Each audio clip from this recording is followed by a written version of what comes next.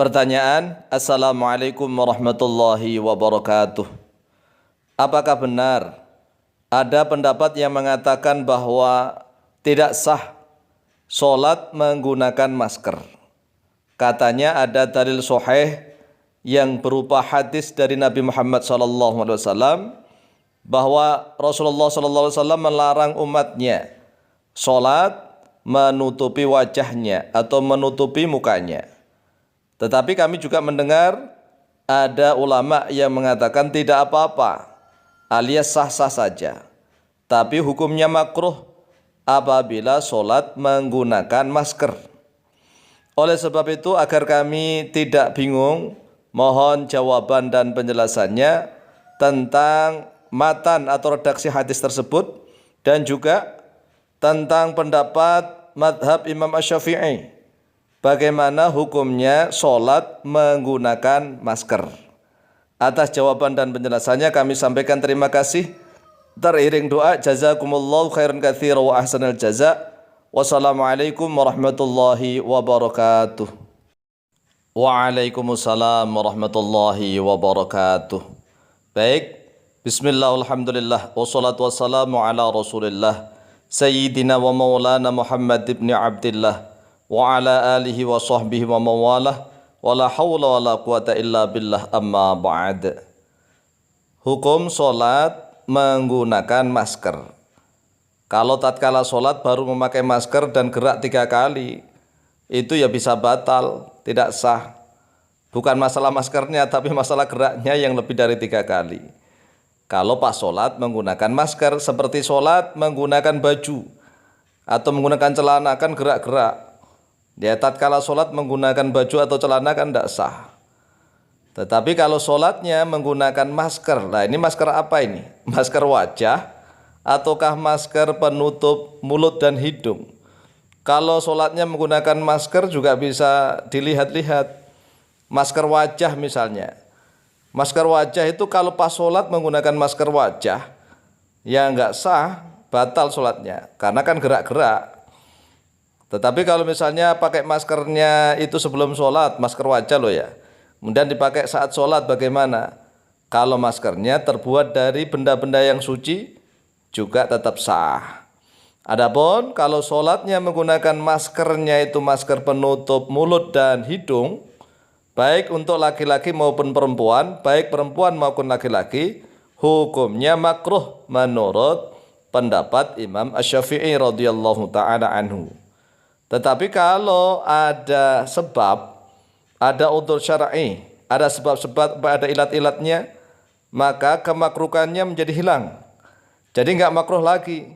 Misalnya kalau ada COVID, penyakit, untuk menghindari mencegah bahaya penyakit, maka tidak makruh lagi sholat menggunakan masker. Masker penutup hidung dan mulut loh ya. Baik untuk perempuan maupun laki-laki.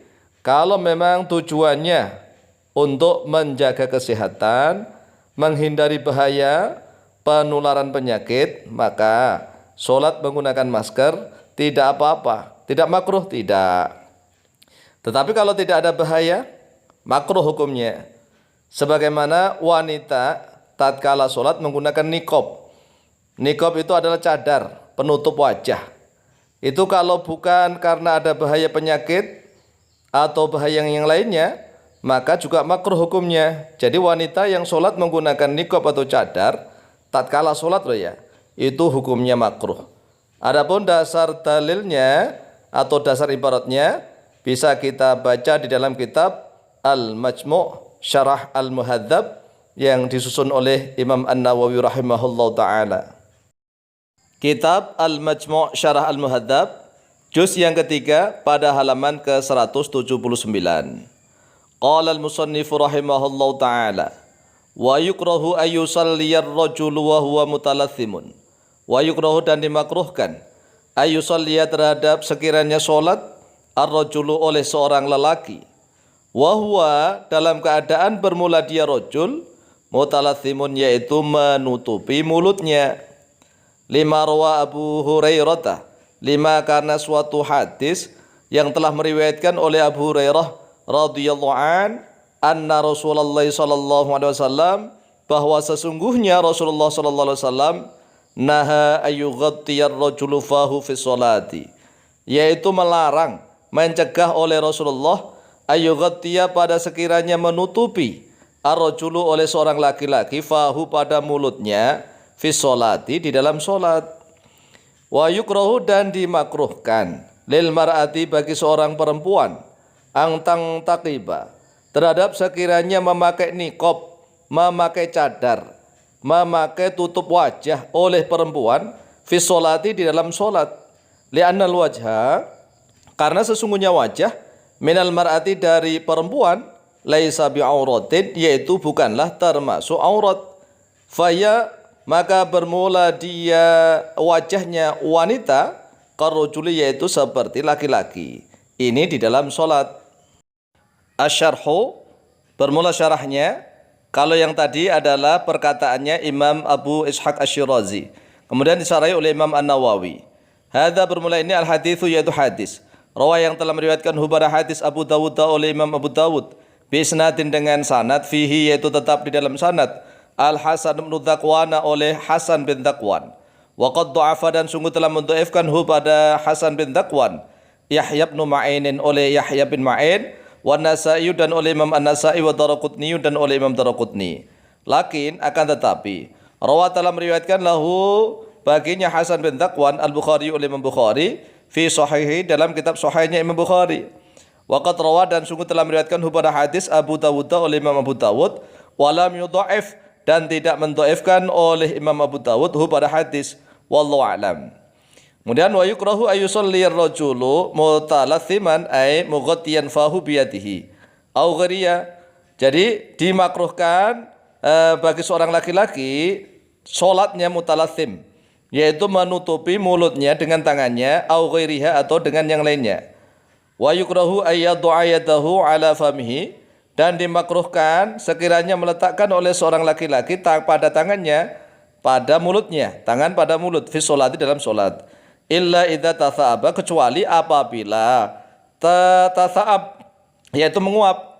Kalau pas menguap ya enggak apa-apa begitu ya. Fa inna sunnata, karena sesungguhnya sunnahnya wad'ul yadi, yaitu meletakkan tangan ala fihi, atas mulutnya. Fa fi sahih Muslimin, yaitu tetap dalam kitab Sahih Muslim, an Abi Sa'idin dari Abu Sa'id Al-Khudri radhiyallahu an, inna Nabiy sallallahu alaihi wasallam qol, sesungguhnya Nabi sallallahu alaihi wasallam telah bersabda, idza tatha'aba ahadukum, apabila menguap oleh salah seorang kalian, fal yumsik, maka hendaklah menahan oleh ahadukum biyadihi dengan tangannya, ala fihi pada mulutnya. Fa inna syaitana, karena sungguhnya setan yadkhulu, yaitu masuk oleh setan. Jadi kalau orang itu menguap kapan saja, walaupun itu dalam sholat, maka tetap sunnah menutup mulut dengan tangan atau dengan apapun. Kalau sholat menguap. Kemudian wal mar'atu, bermula perempuan, wal khuntha dan banci, karojuli, yaitu seperti laki-laki, fi hadza di dalam masalah ini. Wa hadhi karahatu tanzihin, dan bermula ini yaitu makruh tanzih, lam tamna'u, yang tidak mencegah oleh makruh tanzih sihhata sholati, pada sahnya sholat, wallahu a'lam. Kemudian di dalam al-qawaid al-fiqhiyah dijelaskan yang pertama, al-hukmu yaduru ma'a illatihi wujudan wa adaman. Hukum itu berputar beserta sebab-sebabnya dalam keadaan adanya sebab maupun tidak adanya. Jadi tergantung sebab. Yang kedua, darul mafasidi muqaddamun ala jalbil masalihi. Menolak beberapa kerusakan itu didahulukan daripada menarik beberapa kemaslahatan. Yang ketiga, ad-daruratu tubihul mahdurat. Beberapa keadaan darurat, bahaya, yaitu mampu membolehkan sesuatu yang dilarang. Yang dilarang saja bisa berubah menjadi mubah, apalagi yang makruh. Maka kemakruhannya itu menjadi hilang kalau ada sebab. Ya, wallahu ta'ala a'lamu biswab.